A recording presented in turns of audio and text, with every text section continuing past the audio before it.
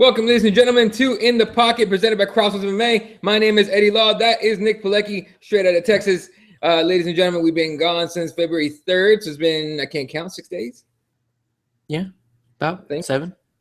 There's a reason I have a journalism degree, not math degree, because I took it. So, plenty of shit's been going on. Right away, let's get into last weekend's event. We're talking UFC Fight Night 82, also known as the card, formerly known as UFC 196, headlined by Johnny Hendricks and Stephen Thompson. We'll talk about that fight in a second, because that one ended in a way I didn't think it was going to end. But, we'll talk about it in a second.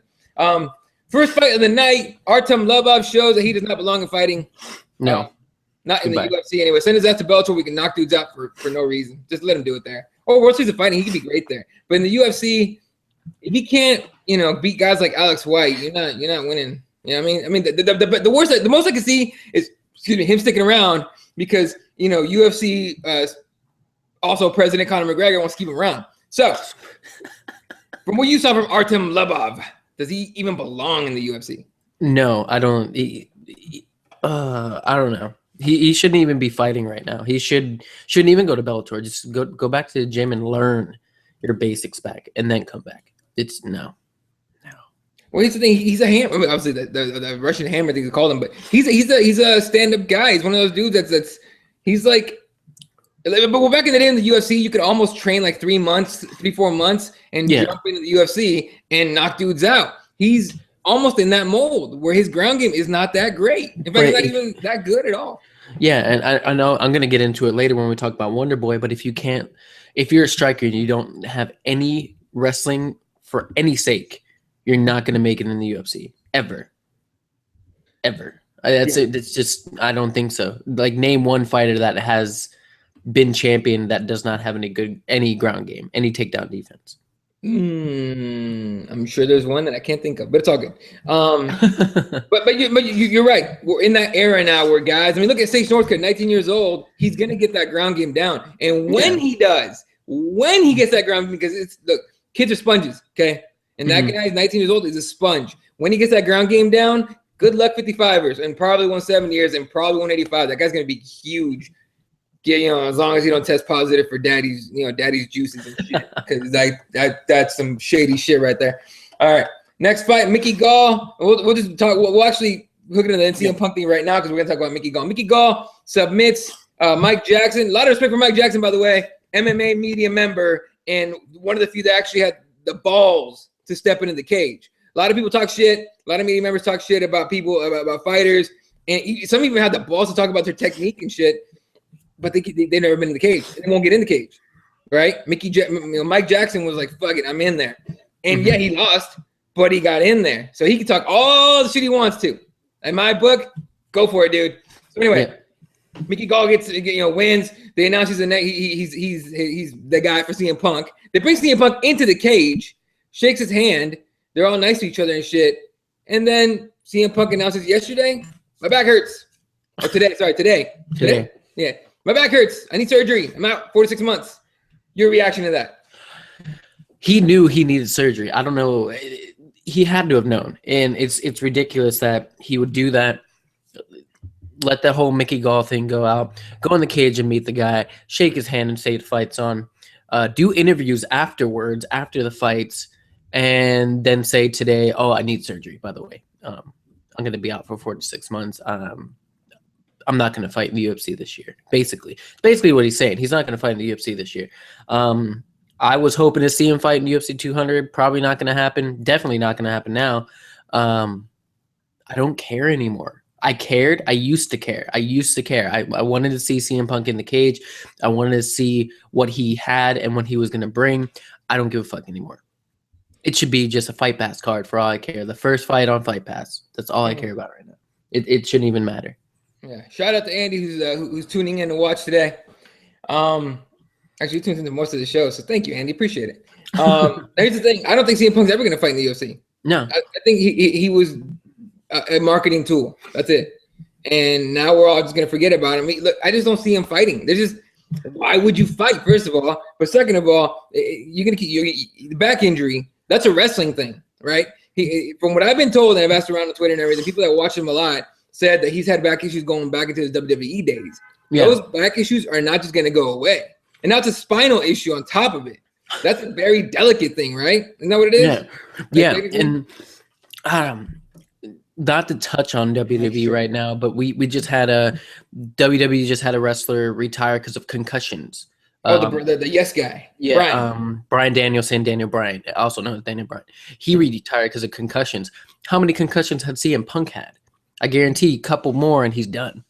A lot of wrestlers have a lot of pro wrestlers have tons of concussions, and Daniel Bryanson was one of them, or Bryan Danielson was one of them that had to just give it up and put it away. I agree with you. I don't think we'll ever see CM Punk in there. Okay, not a spine thing. It's back surgery for a herniated disc. Yeah, you don't fuck around with that. That could linger around. But he also said that it's the surgery is going to be very similar to the one Cain Velasquez just had last week. And then he said, quote, "This is just a bump in the road. I'm positive about this." I'm sure you are, dude, but 37 years old, I just, why? You know what I mean? But you're right. They sign him, they go, "We're going to give him a year to train or whatever, however long it is." They give him more than a year, and now he's going to be out another 46 months. More than likely the 6 months, right? Mm-hmm. If not more. So the way I see it, we're not going to see him fight. And honestly, from the beginning, I didn't care. So even now, it's just, to me, it was just, okay, whatever. I mean, okay. Non-issue, non-starter. What do you do with Mickey Gall? Unfair to him to have to sit out another 46 months, right? Yeah. And they better give him another fight, because I like Mickey Gall. He's a good fighter. You saw him beat Michael Jackson, which, yes, he's a reporter. Yes, he was a journalist that turned MMA fighter, but he had some skill, losing 13 seconds. I want to see him back. So don't have him wait for CM Punk. That'll be ridiculous. Not to mention, because, I don't know much about Mickey Gall at all. I don't know. Maybe he has a side job. Hopefully he has a day job. So he's going to need one now for sure, if they're going to make him wait for CM Punk. But hopefully they give him something so he can make some money, right? Mike Jarvis tweets over, "Does this look photoshopped to you guys? And is this picture of CM Punk?" That's photoshopped as hell, first of all. Do you see it? No, I'm actually trying to re-log into my Twitter. It kicked me. All right, check your Twitter. It's kind of funny. But it's a nice little Photoshop picture of CM Punk in the hospital. That CM Punk himself tweeted out, so that's pretty cool. Yeah. I saw. Yeah, because I see it right there from CM Punk's handle. So CM Punk actually put that out. You got to give it to CM Punk. The guy doesn't give a shit, and he's got a pretty good sense of humor. So is that from his actual? Yeah, that's his Twitter. Yeah. So whatever. All right, moving on. Diego Rivas lands a nasty flying knee on Noah Lahad. Puts his lights out, dirty style. That was legit. Justin Scoggins' decision over Ray Borg. Justin Scoggins looking pretty damn good, almost dominant in my opinion in that fight. His striking is legit. Derek Lewis puts down Damian Grabowski, who I'm pretty sure I heard people saying he was the best. He might be the best heavyweight to come out of Europe recently. Not anymore. Apparently not. And then Josh Berkman somehow gets a decision win over KJ Noons. He just added a blip to the lifeline that is his UFC career, right? Yeah. I feel bad for KJ Noons for this, for everything. He's that fighter that was brought in that was supposed to be really good, and he just keeps getting beat by people like Josh Berkman. Come on. I don't know. You got to hand it to Berkman, man. He needed the win, and he got it. Now, yeah. I think Noons needed the win too, though. So I think we'll see Noons in Bellator coming up soon. I think we're going to see Scott Jorgensen. Dude just got cut. Oh, it did? Scotty got cut, man. That was expected. What was this? Sucks. Today. Damn. Scott Jorgensen just got cut today, man. So it's unfortunate. I'm a big Scott Jorgensen fan, but unfortunately, the game just caught up. The game just caught up to him, You got to be good in every area, not just one anymore. Mm-hmm. And not to mention, he also had really shitty circumstances. Fighting injured. Mm-hmm. I think he had like a shitty decision or two, if I don't remember correctly. But regardless, dude's gone. All right, yeah. Moving on. Mike Pyle. Did I say don't sleep on Mike Pyle? I said that. If anybody watched the pre-fight show that me and myself and Jesse Rubacava did, I said Sean Spencer lets you stay in fights. He lets you stay in them for too damn long. And Mike Powell, 40-year-old, he's a veteran of the sport, took advantage, TKOs his ass in the third round. Unfortunately for Sean Spencer, because Sean Spencer's one of those guys. Sean Spencer's actually kind of young, isn't he? I want to say he's like 28. He's 28 years old, has a future, but 2 losses in a row, one to Kahal Pendred, and one to Mike Pyle. He badly needs a win in his next fight, whenever it's going to be. But he needs to figure something out. He can't just let guys stick around in fights anymore and expect to win. Now, did you get to watch the Misha Cirkunov versus Alex Nicholson fight? I did not. I was actually changing venues right there. Okay, well, Alex Nicholson's got nothing. Doesn't have much. I mean, his stand up is all right. It's actually kind of solid, but Misha Cirkunov cranked his neck to shit and made him submit because if you guys didn't hear your story, Nicholson has broken his jaw before. Oh wait, I did see this. Didn't he break his jaw in the fight? No. He got dislocated. From what I heard, okay, he got dislocated. Yeah. Okay, I did see this. But you heard the pop on the microphone, and I shuddered immediately. Yeah. I was like, "Holy shit! I can't believe that just happened on TV." I thought for sure it was broken. It wasn't. Mind you, he just proposed to his girlfriend, now fiance, and so at least he got someone to pass some of the little ice chips that he's going to be eating for the next month while his jaw heals. All right, after that, we got a nice little 125 fight. Joseph Benavidez against Zach Makovsky. A little closer in decision than I thought it was going to be. But Joseph Benavidez, it's weird. And, you tell me what you think. At 125, it's DJ, it's Benavidez about right here. Like Dodson's right under there. We're still fighting 25, and everybody else is way down here. Mm-hmm. What do you? I mean, are we gonna see Joe Benavidez against DJ again after the Cejudo fight? I think so, and it sucks. It's just that 125 pound. It's just division. It's hit or miss. It's really hit or miss.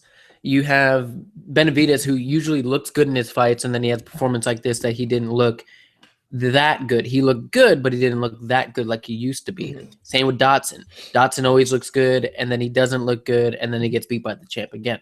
That 125-pound division is crazy. If Cejudo does not win that fight, DJ's just going to dominate until some magical being comes in and beats him. Well, that's what he's been doing. There's nobody that can do anything to him. I mean, here's the thing: John Moraga threw in there way too early and basically ruined the poor guy's, basic career anyway. Moraga should not have been in there when they did. They basically just threw him in there just to put a body in there for DJ to beat up. That's what they're doing with Cejudo right now. That's what they're doing with Cejudo, and I don't like it one bit. Cejudo can say all this stuff about he's gonna knock DJ out and all that. I get the promotion part of it, but it's really. Look, man, DJ, Demetrius Johnson, is almost like Cruz in the fact that when you throw it, if you're trying to knock him out with a knockout punch, he's not going to be there to let it land. You know what I mean? The only way you can hit him is to do two short punches, hit him in volume, not in power, right? Volume punches. And Cejudo has good boxing, but he's a wrestler. I just see it being a weird fight. I would love for there to be a huge upset to see DJ fall. Everyone wants to see the champion has been there forever fall, and not because I dislike DJ. I like DJ. I like watching DJ. Unlike the mass of casual fans that hate him and hate watching him, call him boring. I don't find him boring whatsoever. Mm-mm. I just wish he finished fights earlier because we know he can. He knows he can. He just waits till like 5 seconds before the bell rings in the 5th round to do it. So I don't know, man. Do you see Cejudo? Since we're on that subject now, you see Cejudo having a chance to beat him? No, I don't. Because you said it perfectly. That he mirrors Cruz. He's basically like Cruz. Once you go for that knockout punch, he's not there. Once you go for the takedown, he's not there anymore.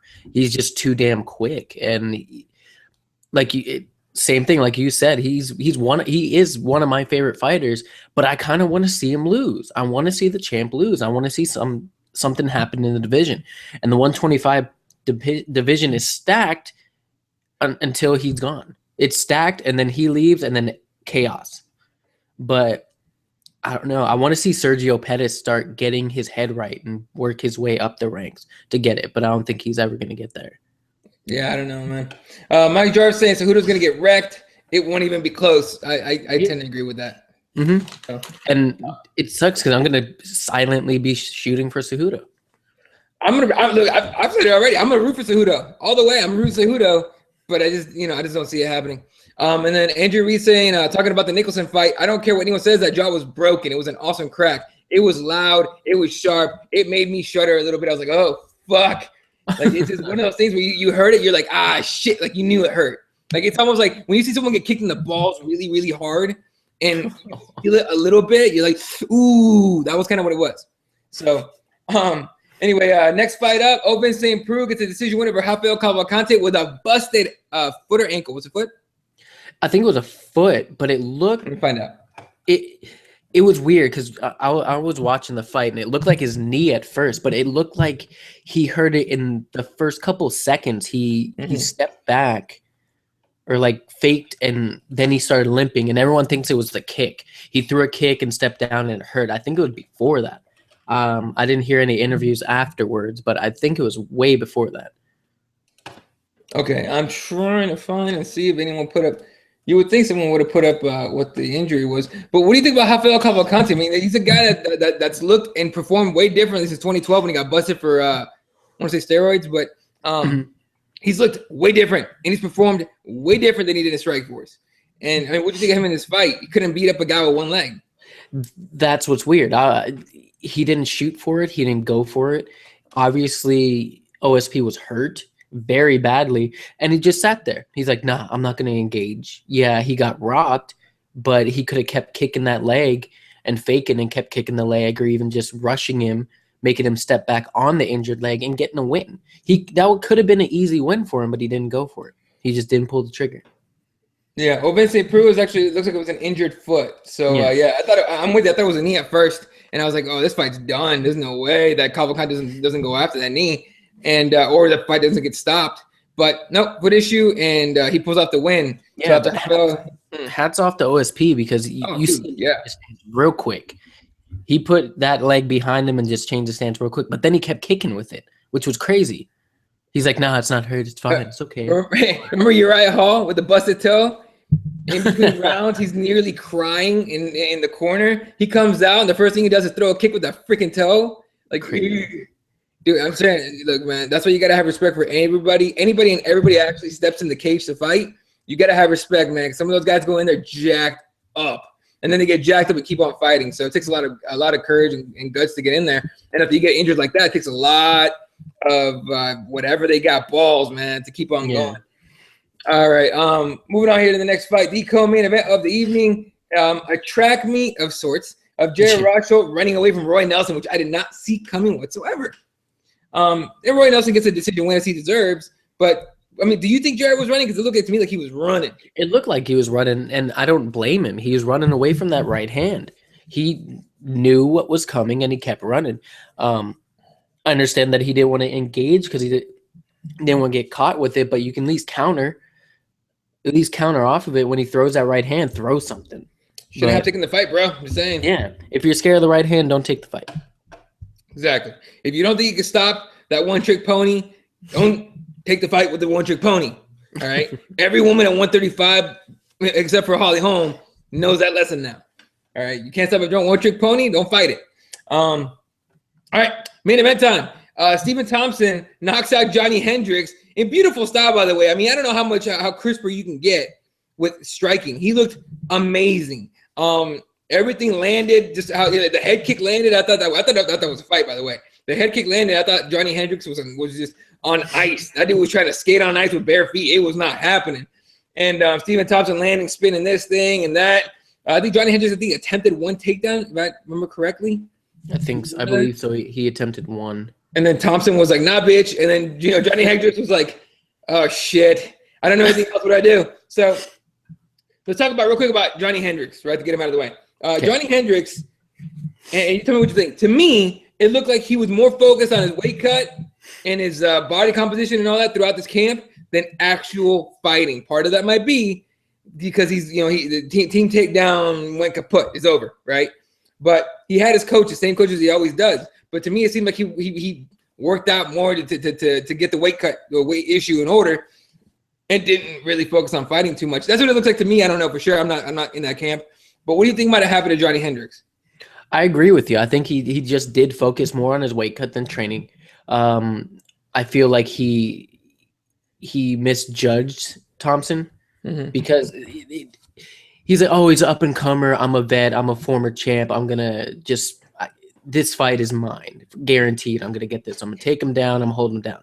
No, Steven, I fucking said it. Stephen Thompson's going to head kick his way to this win. And what the fuck did he do? Head kick his way to the win.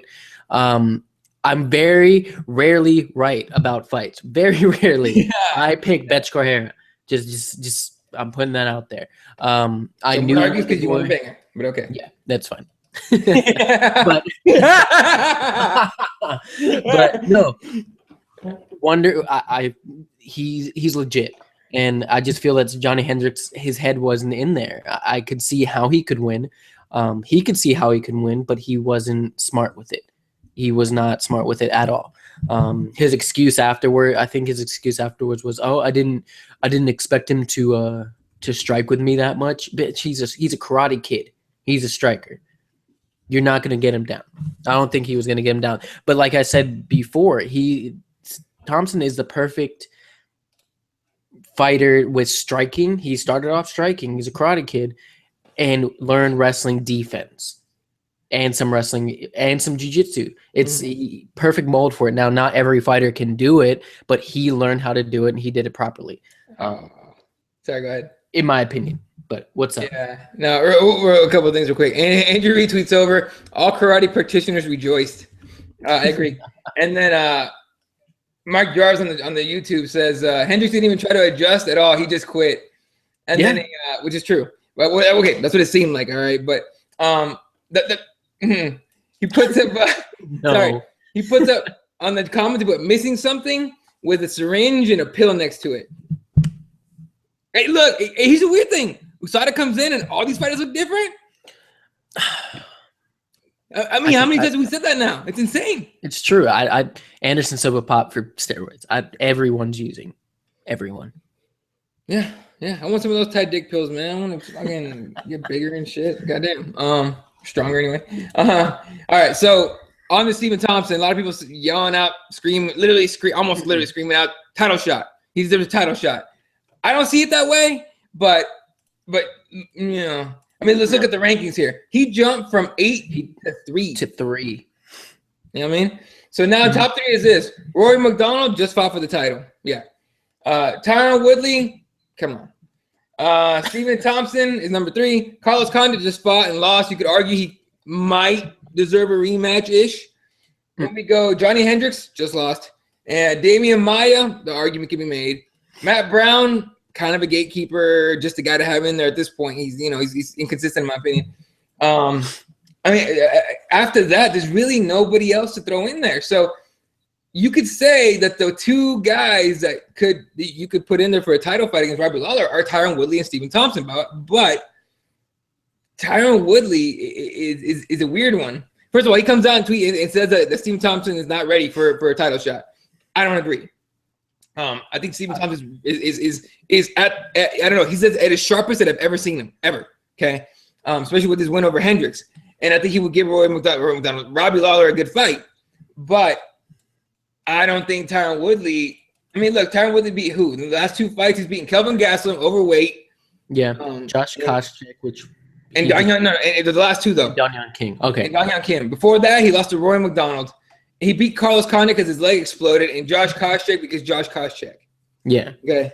I mean, out of all those, what's the most impressive win? Kelvin? You know what I mean?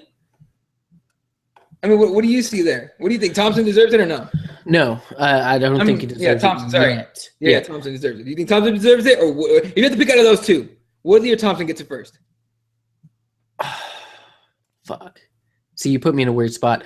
Woodley, I think Woodley gets it first, but I don't think they should do that. I think they should do Condit, McDonald, Thompson, Woodley for a title shot. Give Lawler his break. He fought. He got his ass. He's been in wars. Give him a break and make it a true title contender. I can see that as well. But check it out. So Thompson's riding a 6-fight win streak. Nashawn Burrell, Chris Clements, who everyone beats apparently, or just everyone gets thrown at it, you know. Although he is fighting pretty soon, if I'm not mistaken, with Chris Clements, right? In fact, he might be fighting next weekend, or am I wrong? No, I'm wrong. I believe it. Never mind. He just fought. Oh, he fought last April. Yeah, forget that guy. Anyway, Nashawn Burrell, Chris Clements, Robert Whitaker, who just had a pretty big win recently, Patrick Cote, another guy with a win pretty recently, Jake Ellenberger, who did the whole karate, started laughing in the stupid countdown video, and then Johnny Hendricks. I think he's a better choice for the title shot than Woodley. But depending on what Lawler feels right now, physically, mentally, how his health is and all that, if he wants to take a little bit of a break, your scenario works pretty well, I think. Woodley Thompson, #1 contender fight, and then you get Rory Condit. Although I think they fought already, I'm not sure. They have fought. They have fought. I believe they have. I want to double check because I'm curious now. Okay, but basically that guy would be like the backup contender. Yeah, just in case something happens and everything like that. McDonald Woodley fought. McDonald Lawler. Condit should be in there. No, I don't think he fought. He hasn't fought Condit. What the hell? Then that's the fight. That's a fight. That's a great fight. First of all. Yeah, that's definitely Oh no, he did fight him back in when 2010 UFC 115. I Carlos didn't go Kikyoto. that far. Damn. No, that's still the fight. No. Yeah, that's still the fight. That was 6 years ago. Yeah. Roy's a different guy. Carlos is a different guy. Give Roy a shot to get his win back and to cement himself as a contender again.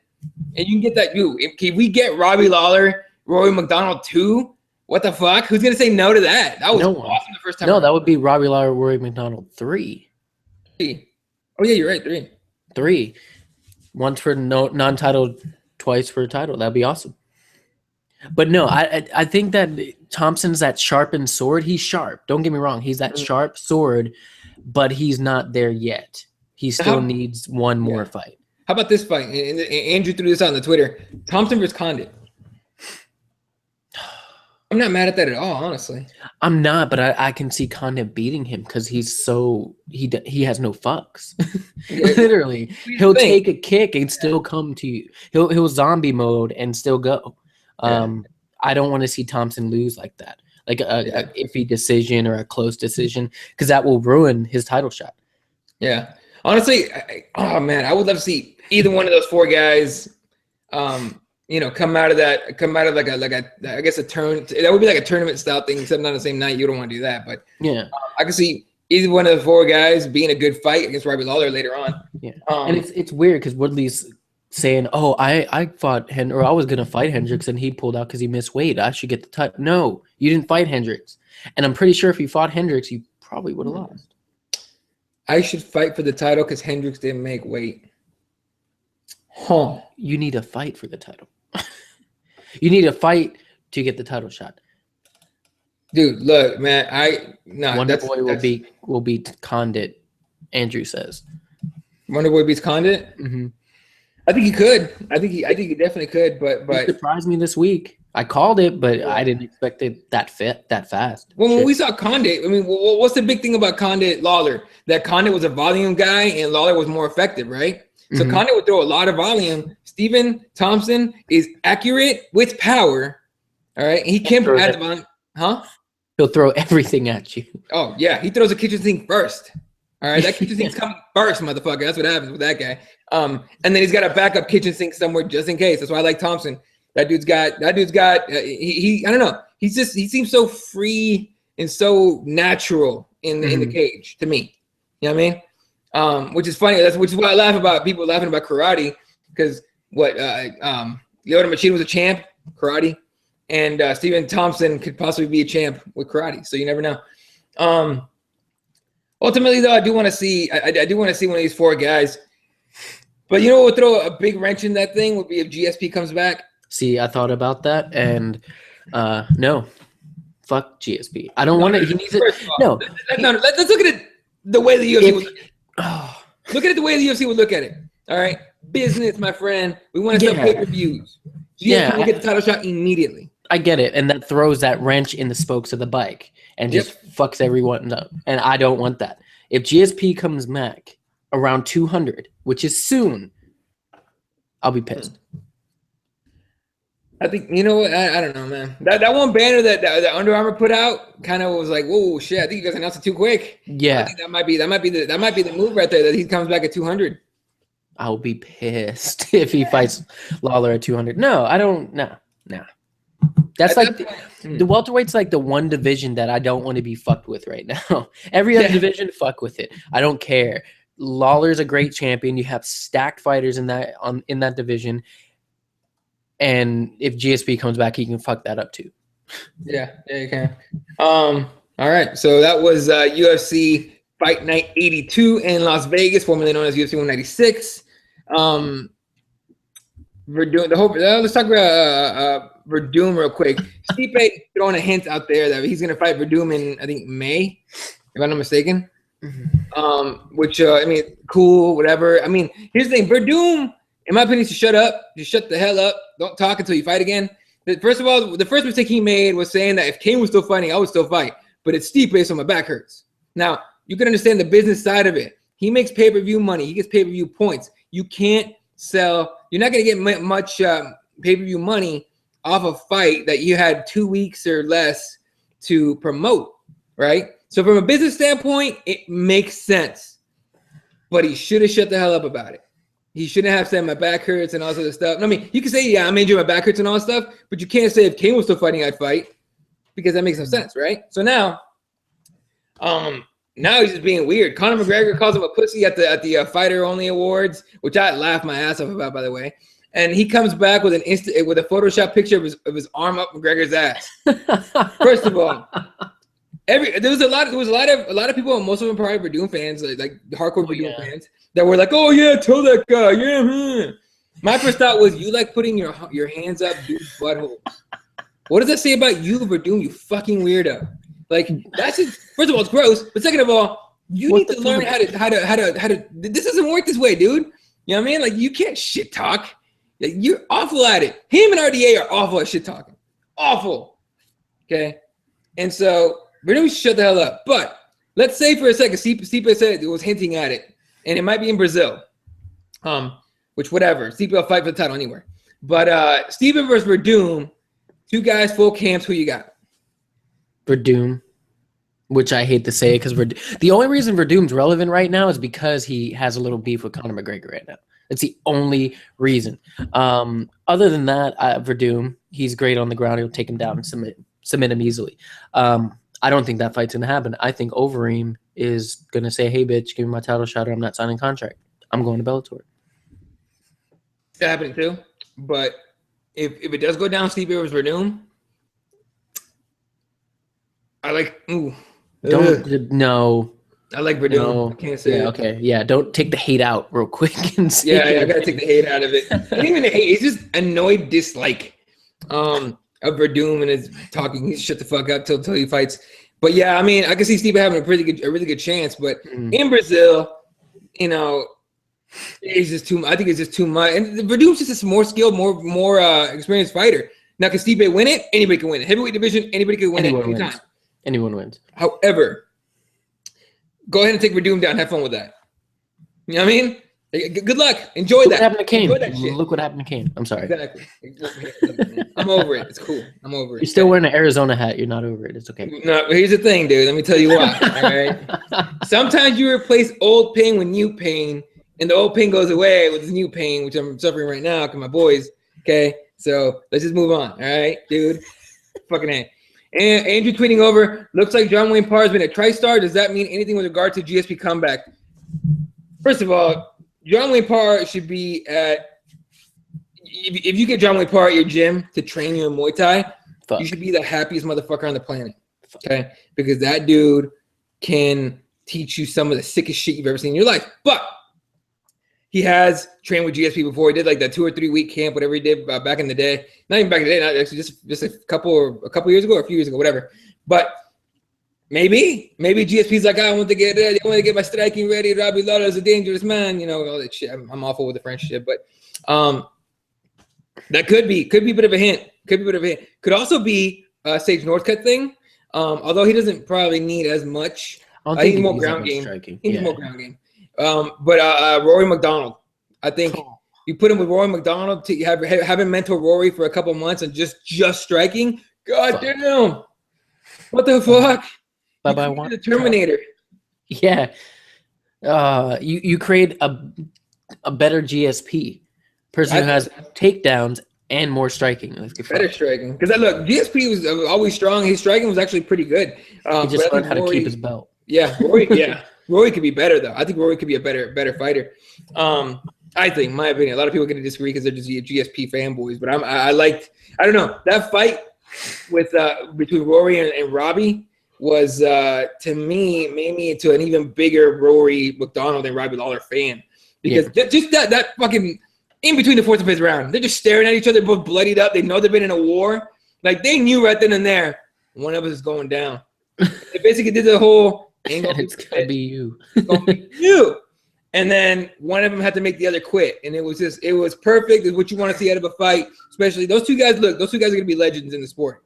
No, There's for no sure. other way to put it. They're gonna be legends. Robbie Lawler, you could already say is a legend, but both those guys, Hall of Famers, and if you put any weight on that for the UFC, and but they're for sure legends, guys that people are gonna remember forever, for sure. All right. Stop or the blocking will proceed. What? Check us out. Check your Twitter real quick. This is great. Tyron Woodley. Okay, so Mike, you know how Mike Woodley. Really? Yeah, Mike tagged us in that retweet. But if you guys are following us on Twitter, go to at Jarves JARVES Mike.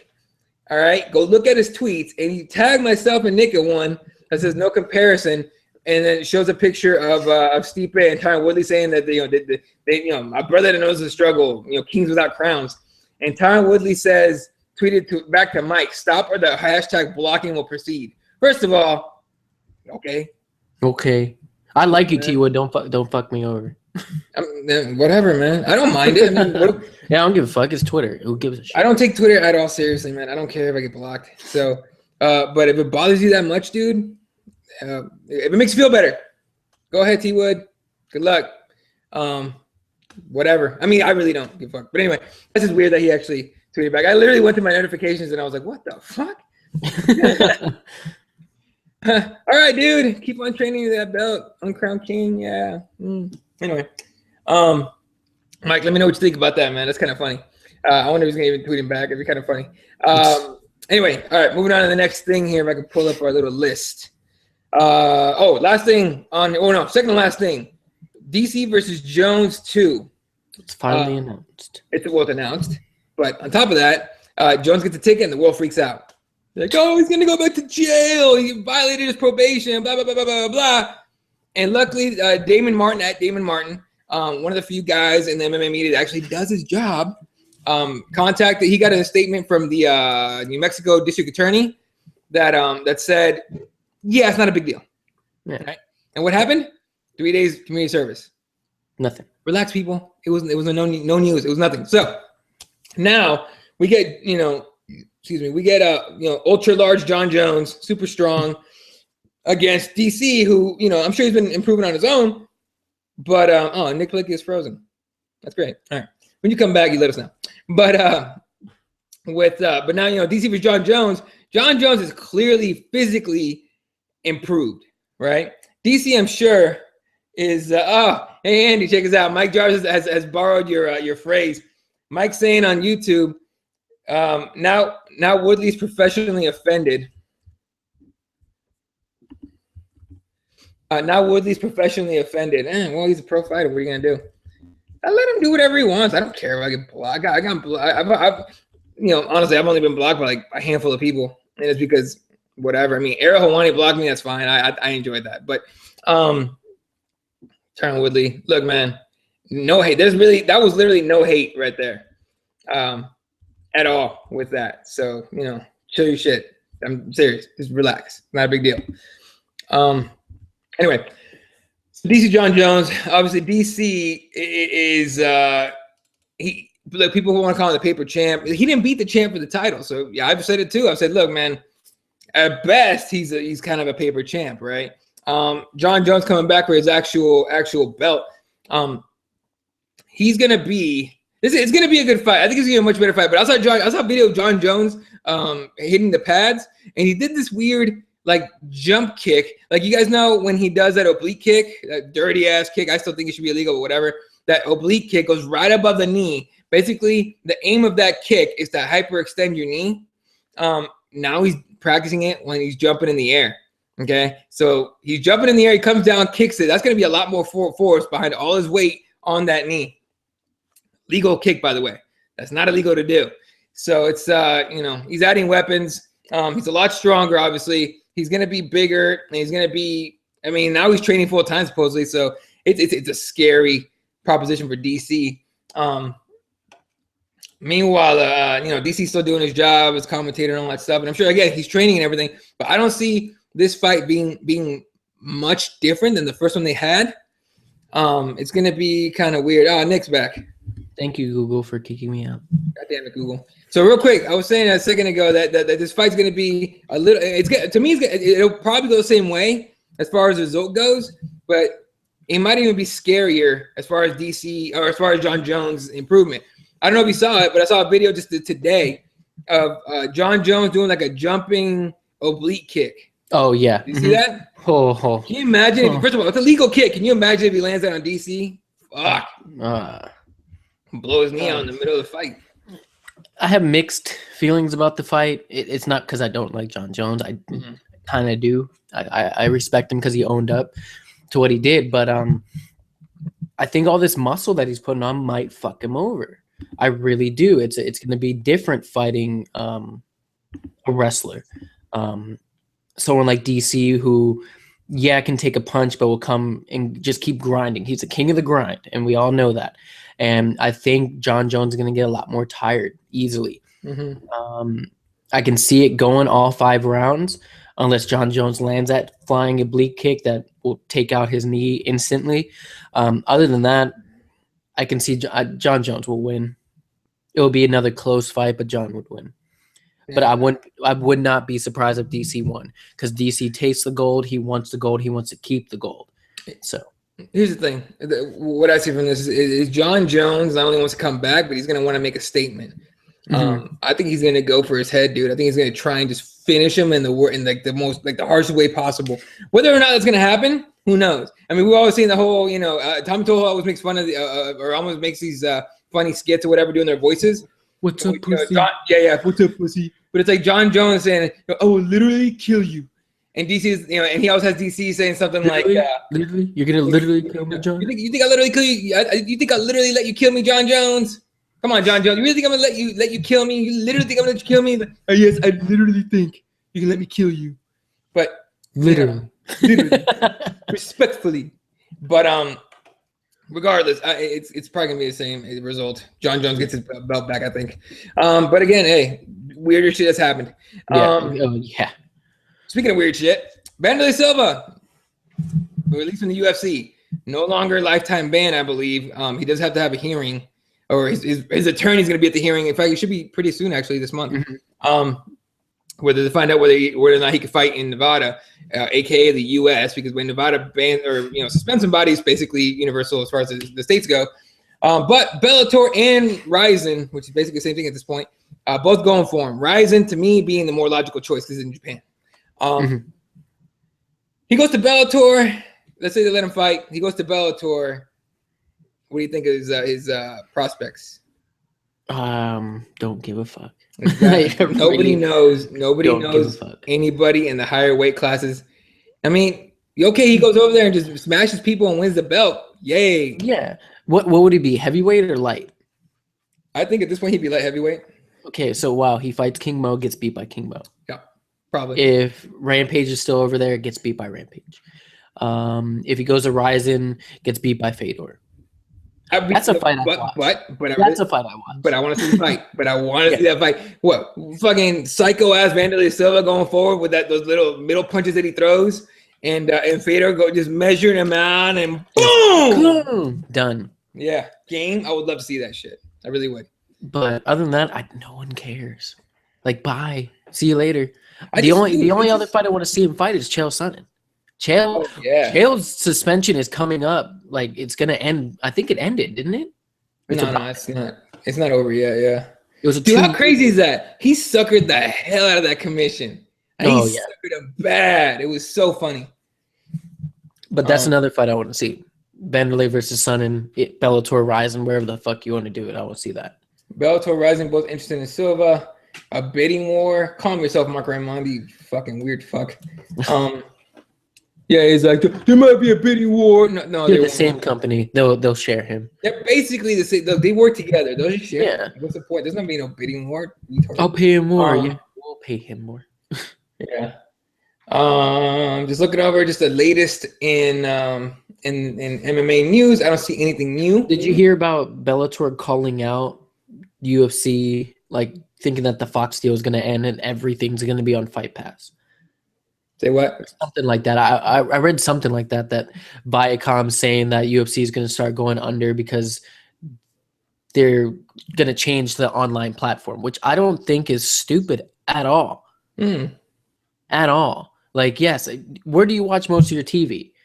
On Netflix, on Hulu, online. Yeah. Here's the thing, and you make a great point. I mean, let's look at it this way. Cable companies are struggling. Okay, where did Narcos go?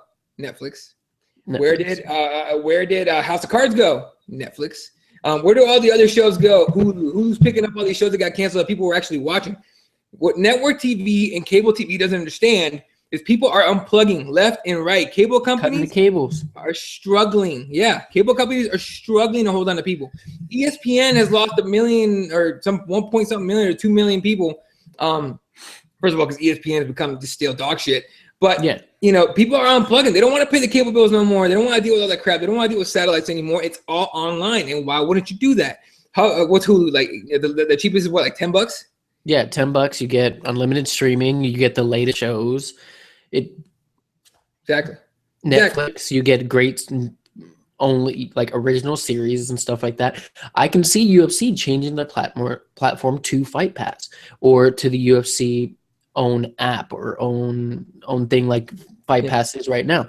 I have no problem with that. Yeah, I honestly have no problem with them doing that if they do it. Okay, and I think Viacom would be very short-sighted to think that the UFC is going to go under because of that. Okay, it's not. But if they do it, I want to see them do it like WWE is with their pay-per-views on the network. You pay for it, you get the main events. You pay for it, you get the pay-per-views.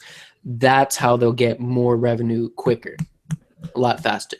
You know what? I think at the very least they should do this. Keep it at $10 or even raise it by a little bit. Yeah. Very little bit. $20. Yeah. Very little bit. Free cards. The cards we'll go to Fox and we'll go to FS1. Put them on Fight Pass. Maybe keep going to Fox, right? I can see that in order to attract new fans is keep it on cable television, like Fox, right? But all the FS1 cards for sure, put them over to Fight Pass, right? And then if you're subscribed to Fight Pass, you get a discount on the pay-per-view. There you go. I think you should do. They should do that. I really do. Major discount, please. God. Oh no, it would have to be substantial. You can't just be like a $5 discount. It'd be bullshit. But look, the UFC's done pretty well for themselves. I don't think Oh yeah. I can't say all the shit they want to. They're one of those companies that's pretty damn short-sighted. Giving us Bellator 4 hours after it already started is dog shit for the West Coast, right? Yeah, it is, and I don't know. Like Viacom, I believe, still owns YouTube. Or a part of YouTube. They own Google owns YouTube for sure, but who owns? No, Google owns. Viacom used to own YouTube. Used to own a part of YouTube, and they fucked up. Yeah, they fucked up. But you can't hate on Spike. Like, yeah, okay, you're saying, oh, we bring in the revenue to Spike. No, you don't. They have Bar Rescue. They have Lip Sync Battle, which is going crazy right now. They have what else? They have Bellator. They have the live sports and everything like that. People are still watching you, yeah, for now, not just because you. Well, yeah, you have Gracie versus Shamrock and Data 5000 versus Kimbo Slice. People want to see that because they like train wrecks, which we'll get into probably next week. But yeah, UFC is still going to beat you every goddamn time. Look, if you look at the ratings and everything, no matter what they do, Bellator's going to come in second until they change something up. Right now, the way they're trying to make a dent is by bringing former UFC guys to fight, and that's all they got. That's literally all they got. Who did they sign? Benson Henderson. Who might they sign? Aljamain Sterling, maybe. Overeem. Overeem they might get. Okay, all UFC guys. Their main events are UFC guys. What fight do they want to put next? Koscheck Daly, UFC guy. You see what I'm saying? Why is that fight even relevant? Because of the UFC. Because they're UFC guys. The guys that fought, and they just. You get what I'm saying? It's just Viacom can say whatever they want. It's not going to happen. You know what I mean? It would take an incredible amount of stupidity for the UFC to go under. Let's say that much. You know what I mean? At the same time, I root, and I hate saying this, I root for organizations like Bellator to even out the competition. Give us something else. You know what I mean? I don't want to just look. If you give me at the moment, if Bellator cards go on Friday and UFC cards go on Saturdays for the most part. I want to watch Bellator on Friday. But the number one thing that fucks it up for me is this whole 4 hours after it started is when it starts, or 3 hours after it started is when it starts on the West Coast. Get it? Look, you're a cable company. Put it online for everybody at the same time. UFC has no problem doing that. What about you, fuckfaces? You want to talk shit about the UFC's going to go under because their deal with Fox is going to run out. What about you, assholes? At least UFC is live for everybody at the same time. All right, you pricks put it for 4 hours later, 3 hours later for everyone in the West Coast. It's stupid. It really is dumb. You know what I mean? Viacom's so damn short-sighted. It really is. So it's they're just idiots for talking shit. They're like Verdum right now. Just shut the fuck up. Go to Twitter real quick. Andrew has something to say to you. Stop moaning about Bellator. Oh, yeah, okay. See, Andrew tweets over, stop moaning about Bellator being 4 hours later, 4 hours delayed, for fuck's sake. Yeah, Andy gets it 8 days later. Same shit. UFC doesn't do that. UFC goes live in the entire world at the same time. What's up, Viacom? Step up, bitch. But the other part of it is the fact they put on circus fights, and this is what bothers me. And they don't they don't even seem to be trying to promote their young stars. I mean, how many times have we seen a promo about MVP, Michael Venom Page, who, by the way, hurt out of his fight, unfortunately. Yeah. But how many times have we seen him get promoted? Never. Exactly.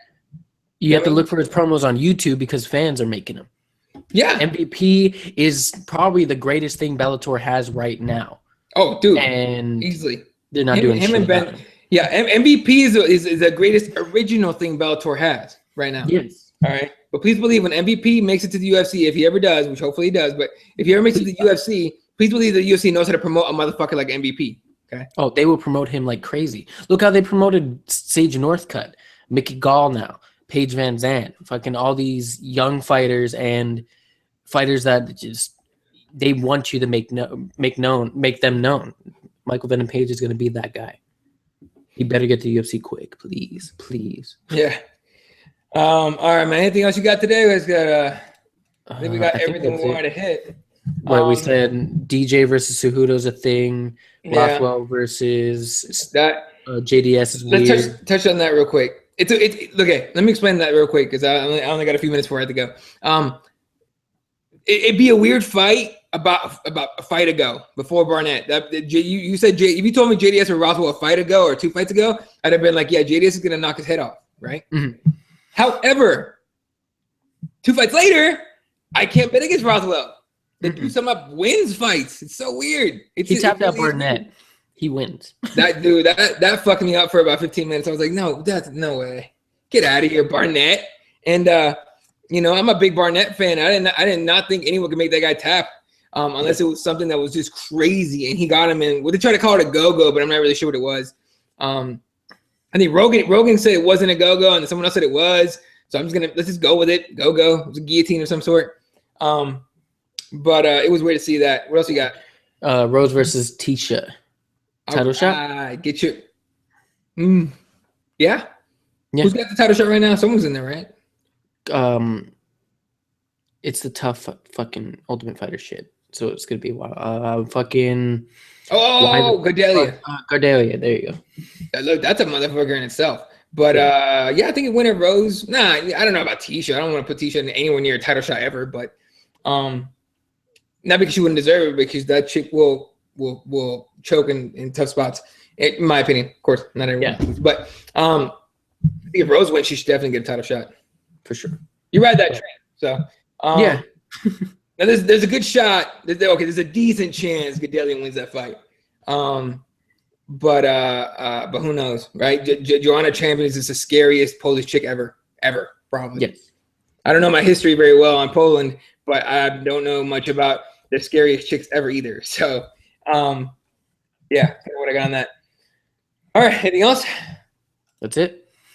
All right, that's going to do it for us, ladies and gentlemen. Thank you for joining us for In the Pocket, presented by CrossBonesMMA. That is Nick Pilecki. Follow him at NickXMicro. We still haven't been able to get him to change it to Nick, Nick be drinking, or, Nick looks black, but he's not, or something like that. But he's Mexican, it's all good. You can follow him at NickXMicro. Follow me at Elaw31. Crossbones at CrossBonesMMA. Shout out to everyone. Mike Jarvis tuning in. Andy, straight out from overseas. The fellows over at One Speed MMA, thanks for tuning in, fellas. Tyron Woodley for threatening to block us. Thank you, my friend. And good luck with the title shot and all that shit. And yeah, it's going to do it. So for Nick, myself, everybody at Crossbones, thanks for tuning in. Have a wonderful afternoon or morning, wherever you're at. And we'll catch you guys on the next show. Later.